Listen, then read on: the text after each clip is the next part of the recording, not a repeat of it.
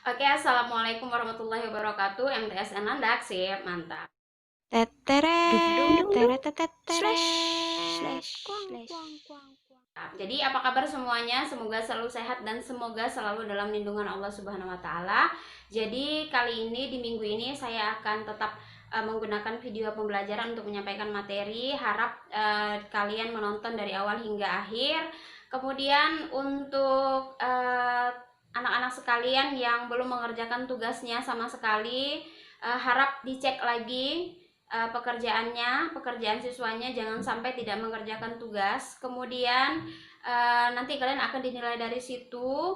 Dan setelah video ini saya akan memberikan tugas lagi agar nilainya bisa penuh nih, biar tidak ketinggalan dari mata pelajaran yang lain. Jadi makanya ditonton sampai habis, jangan di skip.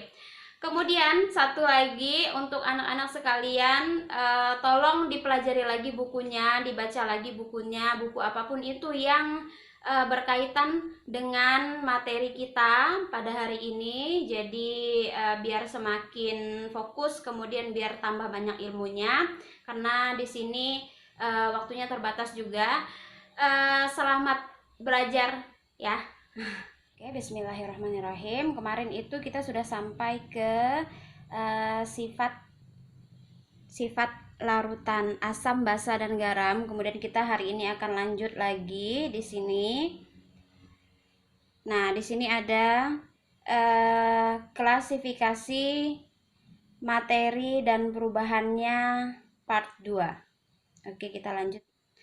Nah, di sini itu kita lanjut sedikit tentang yang kemarin. Setelah ada sifat asam, basa, dan garam, ini kita masuk ke indikator asam dan basa.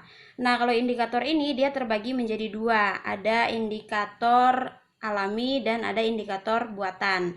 Yang indikator alami berarti dia berasal dari bahan-bahan alam. Nah, contoh di situ ada bunga sepatu atau bunga kembang sepatu di tempat kita. Kemudian ada kol ungu. Bunga kembang sepatu itu menghasilkan warna merah, kemudian kol ungu menghasilkan warna ungu, kemudian kunyit menghasilkan warna kuning keoren-orenan, kemudian ada bunga mawar juga menghasilkan warna merah. Nah, itu indikator alami, berarti berasal dari alam. Itu digunakan untuk indikator salah satu indikator alami. Kemudian ada indikator buatan. Contohnya ada metil merah dan fenol phenolphthalein. Nah, itu salah satu nama ilmiah dari indikator buatan. Kemudian ada indikator universal, artinya seluruhnya bisa dipakai. Nah, ini contohnya kertas lakmus. Kertas lakmus ini ada dua, ada kertas lakmus warna biru, itu khusus yang basah. Kemudian ada kertas lakmus warna merah, itu khusus yang asam. Jadi, kalau seandainya kertas lakmus biru dicelupkan kepada larutan asam, nanti kertas lakmusnya akan berubah jadi merah. Nah, sebaliknya, kalau kertas lakmus warna merah dicelupkan pada larutan basah, contohnya pada air sabun, itu nanti kertas lakmusnya akan berubah jadi biru. Begitu ya. Boleh dicatat untuk kata-kata yang kalimat-kalimat yang mungkin tidak ada di buku siswanya, boleh dicatat lagi di buku catatannya. Kemudian ada pH meter. Nah, sekarang kita masuk ke pemisahan campuran. Di situ ada 7. Yang pertama ada filtrasi, sentrifugasi, kemudian ada distilasi atau penyulingan, ada kromatografi, sublimasi, evaporasi atau penguapan, kemudian yang terakhir ada atraksi magnetik. Nah, silahkan dibuka lagi buku siswanya karena di buku siswa juga ada. Jadi, mari kita pelajari satu persatu. Ingat, untuk yang tidak ada di buku siswa silahkan dicatat di buku catatannya. Jadi jangan sampai ketinggalan. Oke, kita lanjut. Yang pertama itu ada filtrasi. Filtrasi itu metode filtrasi digunakan untuk memisahkan zat-zat yang bercampur dalam campuran heterogen. Nah, heterogen ini adalah dua hal yang berbeda, itu ya, heterogen atau lebih. Kemudian sebagai contoh, air dan pasir. Nah, contoh dari heterogen ini ya, air dan pasir. Ada larutan air, kemudian ada pasir. Jadi itu dua hal yang berbeda, dua zat yang berbeda, dapat dipisahkan dari campuran air pasir dengan cara menyaringnya. Nah, begitu ya, itu ada contohnya di sini. Nah, ini seperti ini nanti dia. Begitu ya. Kemudian ada rangkaian alat filtrasi. Di sini ada corong. Ini sudah kalian ketahui ya, corong penyaring. Kemudian ada kertas saring. Kemudian ada residu. Kemudian ada Erlenmeyer dan filtrat. Nah, nanti di sini akan menjadi air yang bersih setelah difiltrasi. Artinya filtrasi itu adalah penyaringan, kata lainnya. Oke, yang kedua lanjut ini ke sentrifugasi. Nah, itu sentrifugasi ini adalah metode pemisahan untuk memisahkan padatan sangat halus dengan jumlah campuran sedikit dalam campuran heterogen. Jadi campuran yang berbeda lagi. Contohnya sel-sel darah merah dapat dipisahkan dari plasma darah. Nah, ini alatnya nih. Nih mirip ya. Mirip rice cooker ya, tapi bukan. Ini alat untuk sentrifugasi. Kemudian kita lanjut ke yang nomor 3, itu ada distilasi. Distilasi itu adalah penyulingan. Jadi proses pemisahan zat cair dari campurannya berdasarkan perbedaan titik didih zat yang bercampur, sehingga saat menguap setiap zat akan terpisah. Jadi kalau menguap terpisah, jadi harus dipanaskan dulu. Kalau distilasi itu ada proses pemanasannya agar menghasilkan uap. Ini ada di sini nih. Nah, ini dia ya. Lihat kursornya. Kemudian tentu saja ada termometer. Termometer itu nanti untuk mengetahui suhunya. Kemudian air keluarnya dari sini. Ini ada labu alas bulat. Kemudian distilat. Ini hasil dari penyaringan. Nah, begitu ya.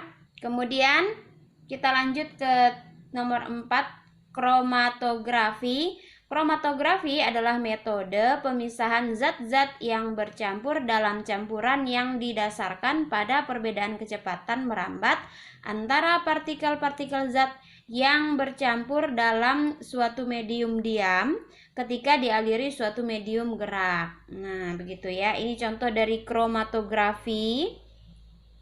Kemudian kita lanjut ke sublimasi. Sublimasi adalah metode pemisahan campuran yang didasarkan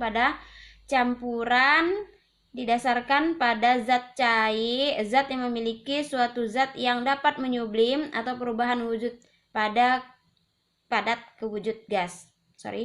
Kemudian zat yang lainnya tidak dapat menyublim. Ini sudah ada ya, menyublim ini. Nah, begitu dia prosesnya sudah ada, dilihat pada gambarnya. Ada kapur barus di situ.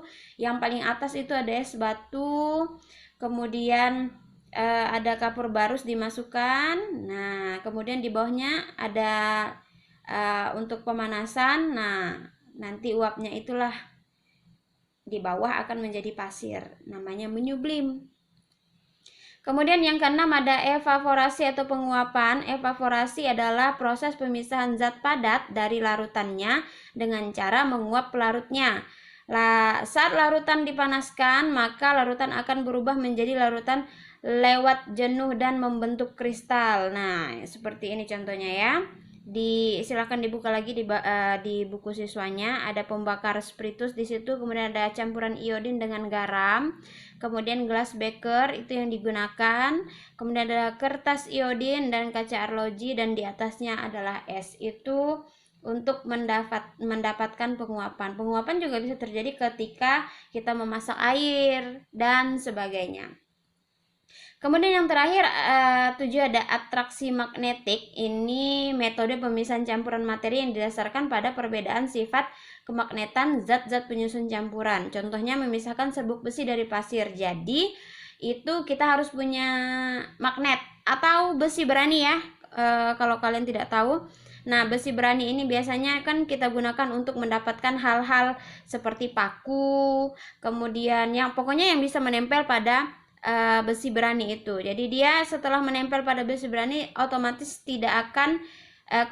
dia akan terpisah dari pasir-pasir itu. Gitu ya. Kemudian selanjutnya ada perubahan materi. Perubahan materi secara umum bersifat materi dikelompokkan menjadi 2, yaitu ekstensif dan intensif. Sifat ekstensif itu ada 2, ada massa dan volume. Kemudian sifat intensif itu sifat fisika dan sifat kimia. Kita lanjut, ini sifat fisika terbagi menjadi 16, jadi supaya kamu tahu membedakan yang mana sifat fisika dan sifat kimia. Sifat kimia itu lebih sedikit, di situ ada 4. Yang pertama, berat jenis pada sifat fisika. Kemudian ada kerapatan massa jenis, kemudian 3 kelarutan, keempat ada daya hantar listrik atau panas, kemudian kelima ada kekerasan, keenam kekuatan. Kekerasan maksudnya tingkat keras suatu benda ya. Kemudian 6 itu kekuatan, 7 itu elastisitas, 8 kemagnetan, 9 titik didih, 10 titik leleh, 11 titik beku, 12 kekentalan atau viskositas, kemudian 13 kekeruhan, 14 bau, rasa, dan terakhir ada warna. Itu sifat fisika. Kemudian sifat kimia itu ada kestabilan. Kimia itu selalu stabil. Yang kedua itu kereaktifan, dia mudah terbakar atau tidak. Kemudian mudah bercampur dengan zat lain atau tidak. Yang ketiga itu ada keterbakaran. Nah, kalau dia reaktif, nah biasanya itu mudah bercampur dengan zat-zat yang lain. Kemudian dia juga mudah terbakar dan dia mempunyai daya ionisasi. Yang nomor 4 itu sifat kimia. Harap diingat ya, ini ada sifat fisika dan sifat kimia, boleh dicatat. Kemudian ada macam-macam perubahan fisika dan kimia. Perubahan fisika itu yang pertama adalah perubahan bentuk dan ukuran, kemudian perubahan wujud, kemudian perubahan karena pelarutan atau pengeringan, kemudian perubahan karena adanya pemanasan atau arus listrik. Kemudian yang perubahan kimia itu ada proses pembakaran, kemudian proses pencampuran zat seperti yang sudah dibilang sebelumnya. Kemudian ada proses peragian itu pada tape, kemudian proses kerusakan itu pada sesuatu yang mudah busuk. Kemudian ada proses biologi makhluk hidup dan proses perkembangbiakan. Kalau perubahan kimia itu kayak yang buah-buah jadi cepat busuk, kemudian sayur-sayur itu busuk, kemudian buah jadi masak dan segala macam, itu perubahan kimia. Singkatnya kalau perubahan fisika itu kayak misalnya kayu itu kita jadikan meja atau kita jadikan kursi. Nah, itu perubahan fisika. Jadi perubahan bentuk dan ukuran. Bentuknya yang dari besar menjadi kecil, dari yang kayu, sepotong kayu menjadi sebuah meja atau sebuah kursi dan lain-lain. Itu perubahan wujud semuanya ya. Kemudian kita lanjut ke ciri perubahan kimia. Itu ciri perubahan kimia yang pertama ada pembentukan gas. Ya, kemudian ada pembentukan endapan. Endapan itu kalian tahu ya, endapan yang paling bawah. Kalau kalian buat kopi itu yang paling bawahnya ada endapan. Nah, kira-kira seperti itu contohnya. Kemudian ada perubahan warna, sudah jelas. Itu kalau pada kimia pasti ada perubahan warna. Kemudian ada perubahan suhu, suhu dari panas ke dingin atau dari dingin ke panas atau suhunya memuai. Kemudian dari perubahan suhu itu tadi ada yang namanya reaksi eksoterm dan reaksi endoterm. Kalau ekso berarti dia keluar, kalau endo berarti di dalam. Oke. Nah, sampai di situ dulu tentang materi, klasifikasi materi dan perubahannya. Harap dipelajari lagi bukunya, dibaca lagi bukunya, kemudian buku apapun itu yang berhubungan dengan IPA. Kemudian silahkan dikerjakan latihannya di buku siswanya, jangan lupa.